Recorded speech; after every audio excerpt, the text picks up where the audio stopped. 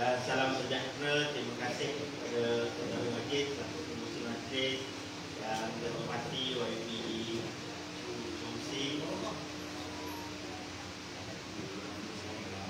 YB Mantan Adun Menghibul, juga calon Dun Menghibul yang hormat YB Syekh Omar, calon daripada Dun Paloh, rakan-rakan daripada Parti Muda, daripada Keadilan, dilupakan kepada sahabat saya, Saudara Asin, yang berhormat ke Saudara Nik Abdul Razak selaku Timbalan Ketua Pemuda Amanah Nasional yang hadir pada hari ini, rakan-rakan daripada Keadilan, Saudara Titan, tuan-tuan, puan-puan yang dirahmati lagi dikasihi oleh Allah Subhanahu Wa Taala. Alhamdulillah, hari ini kita sama-sama dapat bersama dalam program pelancaran Tentera Pakatan Harapan yang mana kita lancarkan di Keluang dan lancarkan di Dun Mahkota. Tuan-tuan, rakan-rakan yang dikasihi semua, kita tahu bahawa hari ini Dun di Gedi Johor telah dibubarkan. Dun ataupun pembubaran Dun di dalam Gedi Johor adalah satu perkara yang tidak sepatutnya berlaku. Pembubaran di dalam Dun di Johor ini adalah semata-mata kerana kerakusan UMNO Barisan Nasional. Itu semua kita tahu dan kita maklum. Sebab itu kita di dalam Dewan Undangan Negeri sebelum Dun dibubarkan, kita telah nyatakan sokongan kita kepada kerajaan demi kestabilan rakyat. Kita dah katakan dalam Majlis Presiden Majlis Pakatan Harapan Negeri Johor, kita katakan supaya Dun Negeri Johor ini tidak perlu dibubarkan kerana dengan keadaan sekarang ini yang tidak sesuai untuk kita bubarkan Dun Negeri Johor dengan keadaan COVID-19-nya, dengan keadaan masyarakat baru nak pulihkan ekonomi, COVID sedang meningkat. Ini adalah sebab-sebab kenapa Dun Negeri Johor tidak boleh dilakukan. Pembubaran Dun Negeri Johor hari ini tidak sepatutnya dilakukan. Sebab itu dalam Dun Negeri Johor, kita wakil rakyat telah berikan sokongan untuk bajet tahun 2022. Kita beri sokongan walaupun dalam keadaan masa itu sebenarnya tak cukup majoriti, tapi kita beri sokongan kepada kerajaan di Johor demi kestabilan sesebuah kerajaan. Tapi hari ini kita tahu bahawa Datuk Hasni tidak puas hati. Mereka katakan mereka tidak dapat sepenuhnya mandat. Mereka mendapat mandat yang tidak banyak. Mereka dapat satu kerajaan yang ada belah ihsan daripada pembangkang. Betapa sombongnya UMNO Barisan Nasional. Mereka lebih pentingkan kekuasaan daripada apa yang berlaku di dalam negeri Johor ataupun masyarakat negeri Johor. Ini adalah UMNO yang kita kenal. Mereka tidak akan sekali-kali berpuas hati dengan apa yang mereka ada. Mereka ingin dapatkan majoriti yang lebih besar, dan sebab itulah hari ini Dun Negeri Johor telah dibubarkan. Jadi menjadi tanggungjawab kita semua untuk sama-sama memberi satu pengajaran kepada UMNO Barisan Nasional. Kita semua kena pastikan bahawa UMNO Barisan Nasional akan datang pada gelar raya kali ini akan jatuh melungkup. Kita kena pastikan bahawa UMNO Barisan Nasional ini di dalam negeri Johor tidak akan dapat bertapak. Sebab itulah kita juga mengharapkan pemuda-pemuda, rakan-rakan daripada Parti Muda juga telah bersama dengan Pakatan Harapan. Kita dapat meraih perjanjian persefahaman yang mana kita tidak akan ada kerusi yang bertembung. Ini adalah satu benda yang rakyat, masyarakat nak lihat. Mereka nak lihat bahawa parti-parti berbangkang ini dapat bersatu dalam isu-isu memperjuangkan hak-hak rakyat. Jadi tuan-tuan dan puan-puan, jadi tanggungjawab kita bagi pemuda-pemuda Pakatan Harapan pada hari ini untuk membuat sebaik mungkin kempen-kempen supaya anak muda dapat turun mengundi. Bagaimana kita lihat hari ini penambahan pengundi muda di Dun Mahkota sahaja ada lebih 20,000 anak muda baru yang akan jadi pengundi. Jadi ini menjadi tanggungjawab bagaimana kita peringkat pemuda ingin beri kesedaran kepada anak-anak muda supaya mereka dapat turun mengundi, mereka dapat mengundi. Ini adalah perkara yang sangat penting dan kita kena pastikan bahawa kemenangan akan diberikan kepada don-don di peringkat Pakatan Harapan. Saya rasa tuan-tuan sekadar itulah dahulu ucapan ataupun apa yang ingin saya sampaikan. Saya mengadu-adukan kedatangan pemuda-pemuda Pakatan Harapan yang di dalam negeri Johor, di dalam Don Mahkota.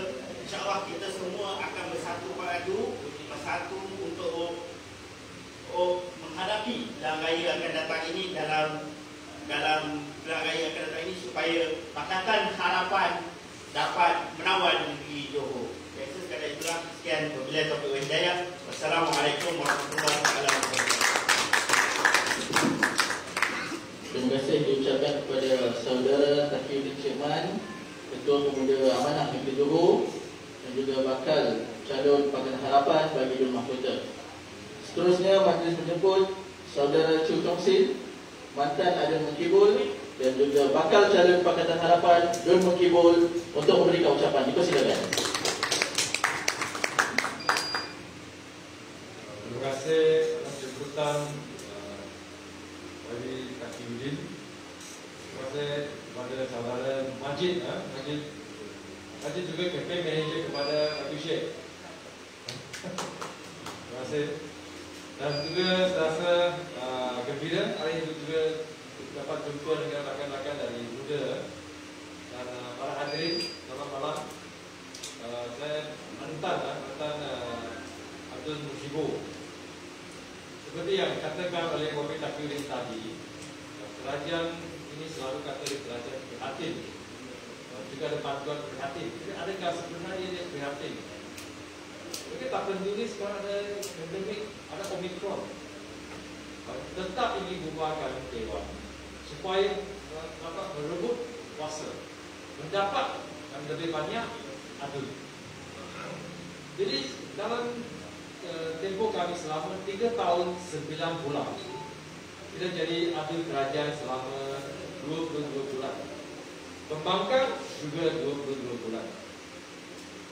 Bila kita adil kerajaan atau pembangkang, kita tetap di Keluang, kita tetap dapat laksanakan banyak projek yang membawa manfaat kepada rakyat, termasuk pelebaran jambatan, pelebaran jalan, tanpa kecahayaan sepanjang jalan Batu Bahar.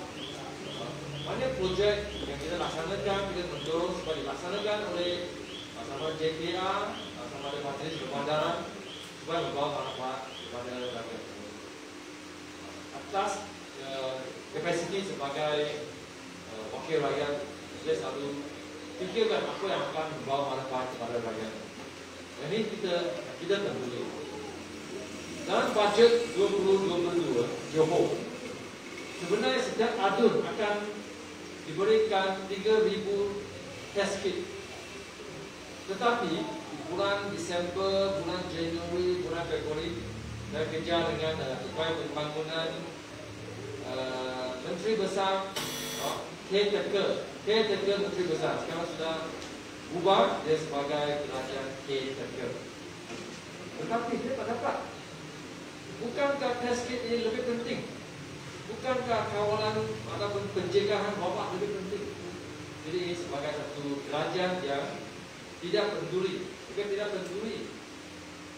Apakah cara ataupun dasar pertanian, pemprosesan makanan untuk pertanian, pelancongan pertanian?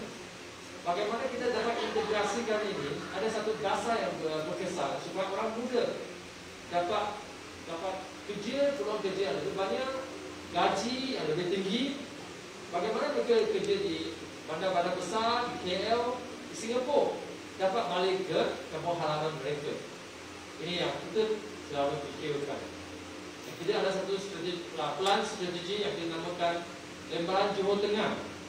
Kita ingin integrasikan industri pertanian, proses makanan, pelancongan, supaya keunikan ini di Johor Tengah ini dapat diintegrasi. Jadi empat dun di Johor Tengah bukan saja Mugibo perlu menang, tetapi tetapi juga mahkota Yong Peng Palo. Keempat-empat dun ini adalah penting sebab mereka ada banyak ciri-ciri atau keunikan yang sama. Bagaimana kita dapat integrasikan ini? Keempat-empat adun di sini dapat bekerjasama, berkolaborasi supaya meningkatkan aktiviti ekonomi. Dan juga bukan saja di Keluang, tetapi juga kita fikirkan di Johor Tengah ini termasuk Batu Pahat. Kita pernah propose supaya ada satu lebuh raya baru dari pantai timur ke pantai barat, dari Batu Pahat sampai Keluang sampai ke Mesir. Dan dalam rancangan fizikal negara keempat sebenarnya sudah dimasukkan satu rancangan mengadakan satu zon pembangunan Batu Pahat Keluang. Ini adalah penting. Dan kalau ada lebuh raya baru, jadi itu ekonomi aktiviti akan berlanjut. Ini menjadi satu game changer. Jadi dan sekarang kalau kita dari Keluang ke Batu Pahat memerlukan mungkin 1 jam, 50 minit 1 jam. Kalau ada satu lebuh raya baru, dia akan mewujudkan satu kita panggil lingkungan kehidupan, living circle. Yang mungkin dari sini kita boleh berjumpa kawan, berlawan customer di Batu Pahat hingga perjalanan dalam 20 minit saja. Ini akan promote lagi banyak aktiviti ekonomi dan membawa banyak kita panggil spill over economic effect. Dan banyak rancangan lagi semua para adun makanan harapan yang perlu dapat dilaksanakan. Kita semoga pengundi dapat memberikan sekali lagi amanat kepada kita supaya kita dapat menyumbang kepada pembangunan ekonomi Johor pada masa depan. Okey, sekian, terima kasih.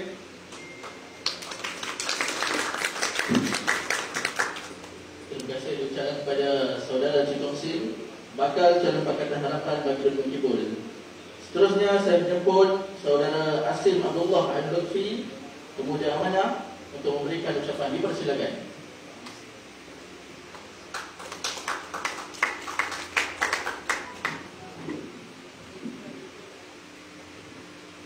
Assalamualaikum warahmatullahi wabarakatuh. Salam sejahtera. Terima kasih Tuan Pengerusi Majlis, saudara daripada saudara Chiu Chong Sim, bakal calon Kibul, saudara Takiuddin, bakal calon mahkota, rakan-rakan daripada keadilan, saudara Syekh Umar daripada DAP, kawan nama jumpa, rakan-rakan daripada muda juga turut hadir bersama, selamat datang, dan juga sahabat saya saudara Nik Abdul Razak, Timbalan Ketua Pemuda Amanah Nasional. Saudara, hari ini we are living in desperate times. We are living in times, tough times for you. Okay? Anak muda berdepan dengan politik of instability yang diwujudkan oleh pemimpin-pemimpin politik yang korup dan tidak bertanggungjawab. Hari ini kita anak muda terpaksa berdepan dengan krisis ekonomi, krisis politik yang menyebabkan rata-rata daripada kita hilang pekerjaan, hilang sumber pendapatan. Dan nak cari balik bukan perkara yang mudah. Sebahagian kita ni bekerja, ada anak. Sebahagian kita ni berusia 40 tahun ke bawah, anak berusia 7-8 tahun bersekolah. Nak jaga, nak pastikan ada pinggan di rumah bukan perkara yang mudah. Apatah lagi kalau tak ada kerja. Sampai satu tahap, sebahagian daripada kita berdepan dengan situasi depression, situasi mental health yang tak menentu. Dan perkara ini tak baik untuk masa depan negara. Kerana sebahagian daripada anak-anak muda ini, mereka lah yang akan mewarisi negara ini. Tapi bagaimana kita nak warisi negara ini bila pemimpin-pemimpin yang ada ini sibuk berebut kuasa? Kita ambil contoh Melaka kan. Sibuk nak ganti jawatan Ketua Menteri, lalu buah dulu. Lepas tu huyuk, dan lepas tu bila ramai tak turun mengundi, akhirnya dapat kembali ke Barisan Nasional. Kemudian disambung pula kat Johor. Bila mereka lihat kedudukan mereka tergugat, mereka rasa macam tak boleh macam ni. So we need to stop this. Kita bubarkan dulu ni. Entah lepas ni negeri mana pula yang akan pergi. Saya dengar-dengar di hujung teruk. Lepas ni macam lepas di Johor, kalau misalnya kata peristiwa yang sama berulang di Melaka, mereka nak pergi ke Perak pula. Kemudian mereka nak pergi ke Kedah. Dah dengar-dengar lah. ceritanya bagaimana nak establish kuasa dalam negeri yang mereka tewas ketika dalam PRU14. Dan perkara ini tidak bagus untuk negara ini. Anak muda perlu sedar bahawa politik begini, politik khianat begini, cara begini hanya akan merosakkan negara. Sebab itu seruan saya pada malam ini tertumpu pada anak muda di luar sana. Kita tidak boleh berdiam diri melihat ratusan elit-elit politik ini menjahanamkan sistem negara begini. Lompat partisipasi, bila ditawarkan berjuta ringgit, sanggup mengkhianati prinsip, sanggup mengkhianati amanah yang diberikan oleh rakyat. Kemudian demi kuasa, sanggup berkolaborasi dengan mereka yang telah disabitkan di dalam mahkamah, salah guna kuasa, seleweng dana orang, terang terbukti, tidak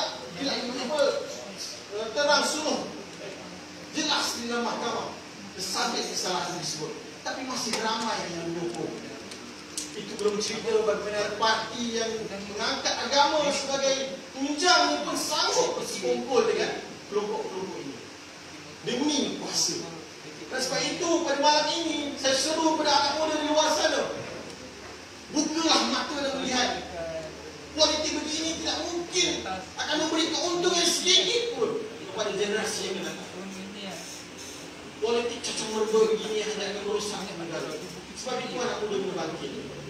Pimpin negeri Johor ini kalau boleh anak muda menjadi satu bank anak muda Undi 18. Itu di Johor ini ada 790,000 orang anak muda yang berjaya didaftarkan.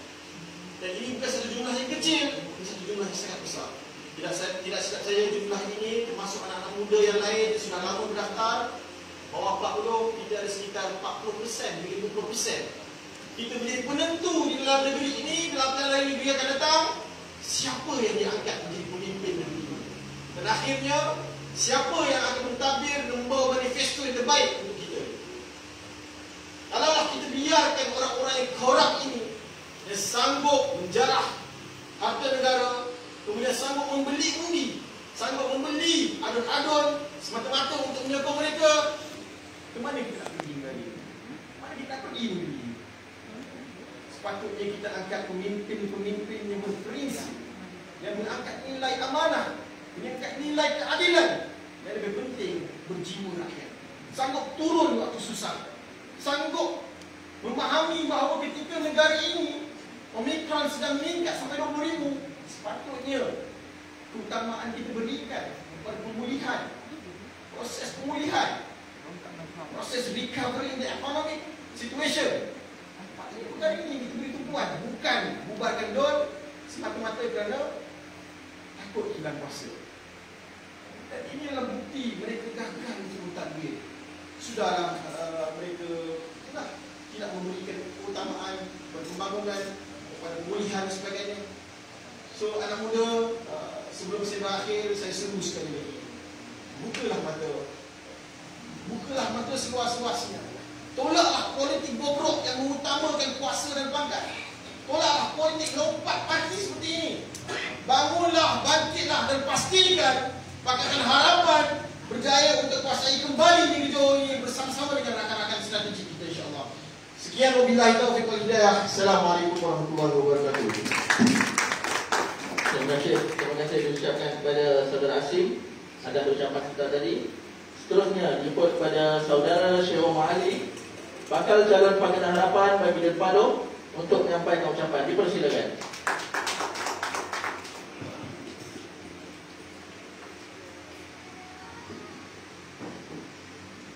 Terima kasih saudara pengacara majlis, saudara Majid. Assalamualaikum warahmatullahi wabarakatuh dan salam sejahtera saya ucapkan kepada semua yang saya hormati saudara Takiuddin, saudara Chun Chong Sin,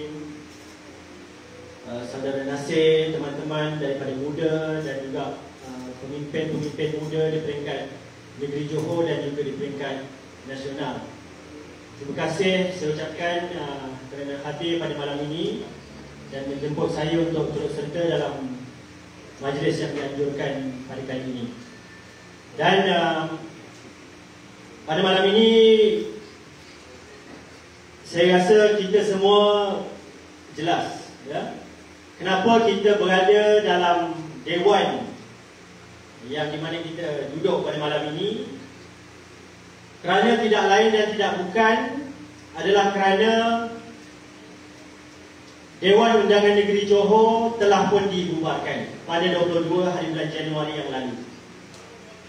Kalau Don Johor tidak dibubarkan, tak adalah kita kat sini. Tak ada pelancaran jentera, tak ada sebagainya. Tetapi kerana Dewan Undangan Negeri Johor telah pun dibubarkan, maka hari ini kita duduk di sini dan saya yakin dan percaya dengan sokongan daripada teman-teman semua yang ada pada malam ini dan ramai lagi yang berada di luar sana akan memberikan kita semangat untuk terus kita berjuang dan pastikan kemenangan untuk calon-calon daripada Pakatan Harapan. Betul tuan-tuan? Macam tak ada orang. Kenapa Dewan Undangan Negeri Johor dibubarkan? Dewan Undangan Negeri Johor dibubarkan menurut daripada mantan, bukan mantan dia masih lagi dia panggil apa? Caretaker Government, daripada Datuk Hasni, Menteri Besar. Dia bagi tahu bahawa dibubarkan kerana keadaan tidak stabil di negeri Johor. Itu yang beliau katakan dan jaja kepada seluruh rakyat di negeri Johor ini. Bila kita tengok kerajaan tak stabil ni, kita pun confuse sebenarnya apa benda yang tak stabil. Adakah tak stabil ini bila Chu Chong Sin menjadi adun di Mengkibul sebagai contoh, jadi chaos, jadi huru-hara ataupun jadi ekonomi merundum dan sebagainya? Tak.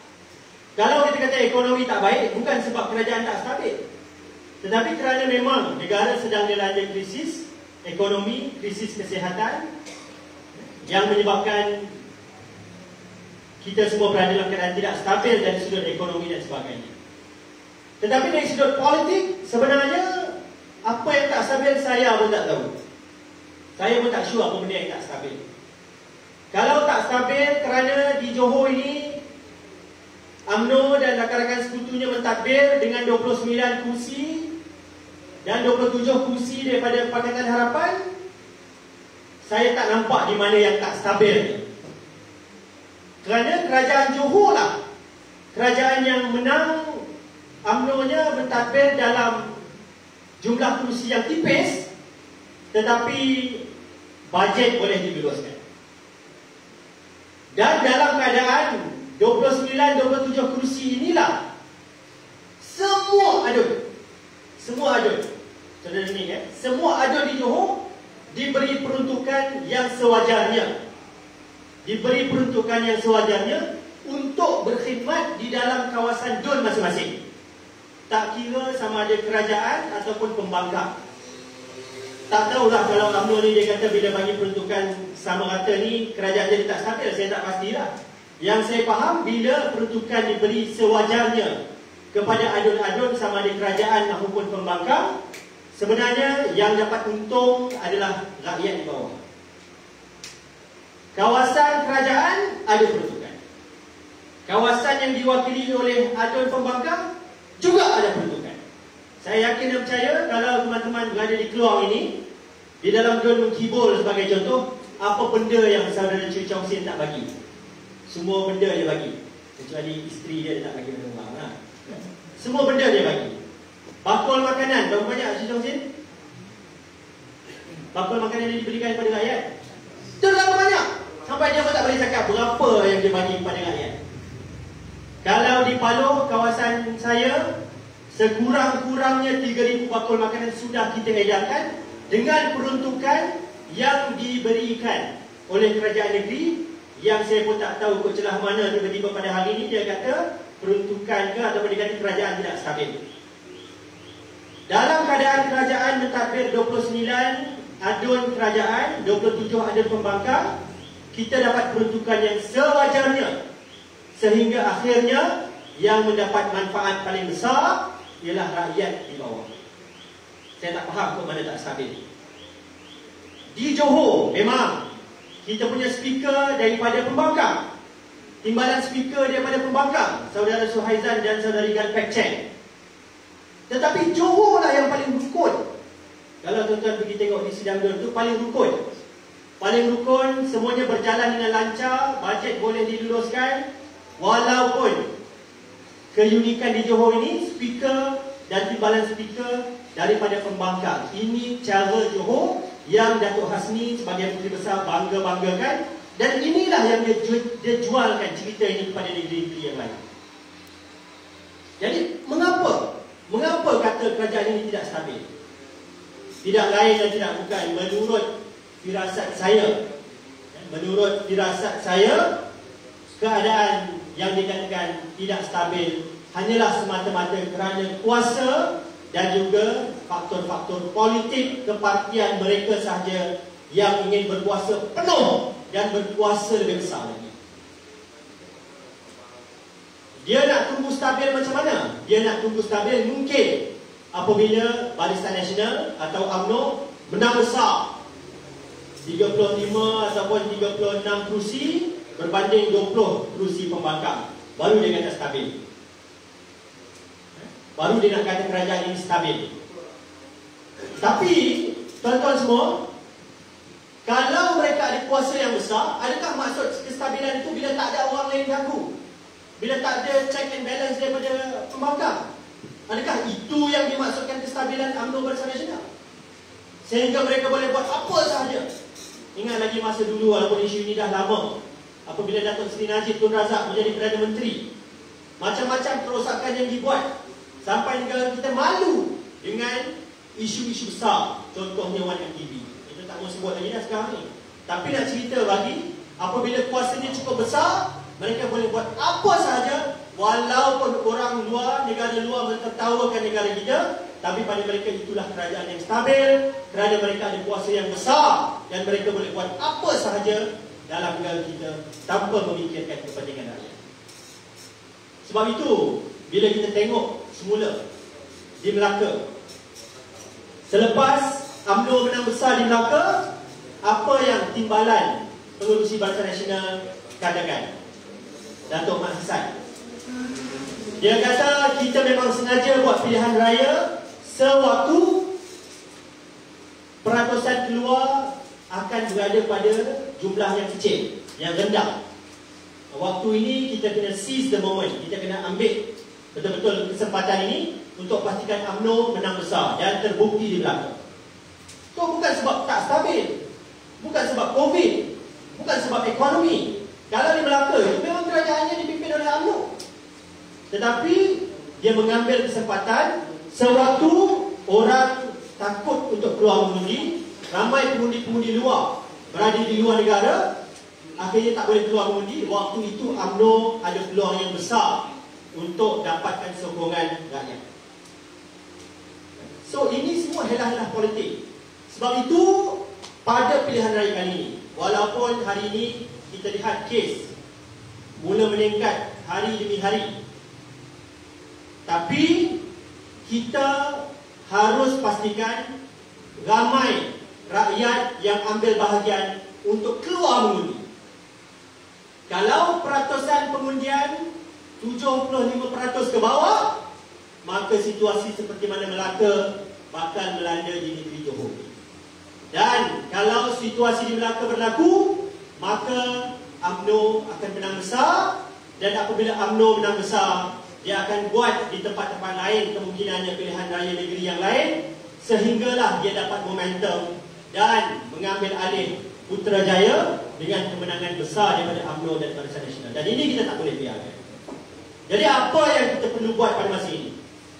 Yang pertama, kita ini yang datang sini, saya rasa semuanya penyokong, harus keluar mengundi untuk memenangkan Pakatan Harapan, baik dengan logo Harapan, baik dengan logo Keadilan, ataupun dengan logo Parti Muda yang bersama-sama dengan kita menentang Barisan Nasional. Kita ini kena keluar mengundi. Kita tak boleh terkecuali. Kalau kita tidak keluar mengundi, maka UMNO akan mula mara ke hadapan dan mengalahkan suara rakyat di negeri Johor. Yang kedua, kalau ada anak-anak kita yang berada di luar daripada negeri Johor, kita kena pujuk mereka, rayu pada mereka untuk pulang dan mengundi pada pilihan raya negeri kali ini.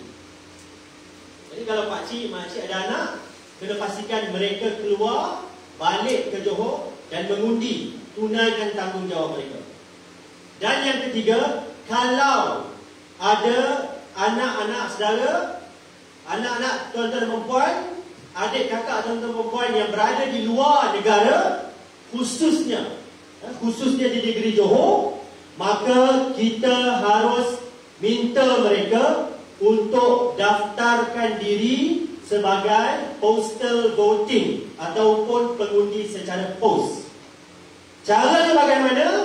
Klik di My SPR. Klik di My SPR, cari kolom itu ataupun pilihan orang 1B dan mendaftar sebagai pengundi di luar negara untuk masuk senarai nama dalam pengundian pos. Tuan-tuan, NGO hari ini sudah bergerak. NGO Undi Johor sudah bergerak. Mereka kata mereka sanggup pergi ke Singapura, jagakan kertas-kertas undi dan baru undi itu, dan pastikan selamat sampai ke negeri Johor dan buka kertas undi itu di sini untuk pengiraan. Ini orang luar, tuan-tuan. Kalau kita tak buat ni, kira teruk sangat. Kalau kita tak rayu anak kita, isteri kita, adik-beradik kita, sanak saudara kita yang berada di Singapura khususnya untuk daftar pengundi sebagai undi pos melalui portal rasmi MySPR, maka tuan-tuan bayangkan kawan-kawan yang buat kerja secara sukarela NGO, dia pergi ke Singapura, dia nak ambil peti baru tu, dia tengok dalam tu ada 3-4 tiket, tak sampai 10 tiket saja. Ini kemaluan yang amat besar bagi kita di negeri Johor ni. Jadi kita kena pastikan sesiapa ada di Singapura mendaftar diri melalui portal MySPR sebagai undi pos. Angkat telefon. Hello, Assalamualaikum. Nak, abang, kakak, adik, nama awak mengundi di negeri Johor, awak bekerja di Singapura, nak balik susah. Awak buka portal SPR, daftar sekarang untuk mengundi secara pos. Sampai bila? Sampai 18 hari bulan ini. Dia buka pada 9 hari bulan, sampailah kepada 18 hari bulan ini, peluang untuk daftar mengundi secara pos bagi mereka yang berada di Singapura. Saya gayu sangat. Saya tak tahu nak kata macam mana. Saya pergi di Paloh, saya pergi rumah ke rumah dalam pilihan raya yang lepas, yang ada atuk, nenek, cucu. Anak you kat mana? Anak saya dekat Singapura. Mereka ini balik berbondong-bondong 2 hari sebelum tarikh pembuangan undi. Bila jalan daripada Keluang, saudara Chu Chong Sin boleh sahkan. Bila jalan di Keluang 2-3 hari sebelum pilihan raya, jam orang balik ke kampung untuk mengundi, maka kemenangan adalah milik ataupun berpihak pada Pakatan Harapan. Sekarang kalau mereka tak boleh balik mengundi sebab Omicron kah ya, atau sebab Covid kah ya, atau sebab apa sahaja nak dapat cuti susah, maka daftar secara undi pos sehingga 18 hari bulan 2 ini. Telefon mereka, mesej mereka. Kalau anak-anak kita ada di Singapura, mereka ada kawan-kawan yang lain di Singapura, pastikan mereka duduk semeja, berkampung sekali, bincang macam mana nak tarik lebih ramai kawan-kawan di Johor yang berada di Singapura untuk daftar sebagai pengundi pos. Boleh buat tak boleh buat ni, tuan-tuan? Boleh. Anak-anak yang berada di Singapura, minta mereka balik untuk mengundi. Kalau mereka tidak daftar sebagai pengundi pos pada hari ini, maka lagi 5 tahun, kalau UMNO kembali berkuasa, kita akan balik kepada pemerintahan yang lama, yang tidak ada apa-apa perubahan yang mereka lakukan, kecuali untuk mendapatkan kuasa besar dan untuk lakukan apa saja tanpa mengambil kira suara kepentingan hati nurani rakyat. Boleh, tuan-tuan? Yang pertama, kita ada di sini harus mengundi. Yang kedua, pastikan anak-anak kita berada di luar daripada Johor pulang mengundi. Yang ketiga, mereka, anak-anak kita, saudara kita yang berada di Singapura, pastikan mereka mengundi secara pos, daftar di MySPR. Jangan duduk saja, sebelum 18 hari bulan, buka portal portal itu dan daftar sebagai undi pos. Boleh tuan-tuan? Boleh tak boleh tuan-tuan? Kalau boleh, saya rasa dengan cara begini sahajalah kita boleh menafikan kemarahan UMNO dan Barisan Nasional yang ingin menjadi kuasa yang besar sekali lagi dan menjarah harta negeri dan juga negara kita.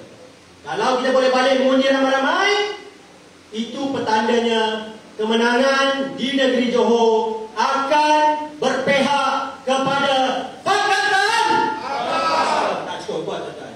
Kalau mereka boleh pulang mengundi, kalau kamu semua boleh menyuruh merayu mereka undi secara pos, daftar menerusi MySPR, barulah kemenangan di negeri Johor akan berpihak kepada Pakatan.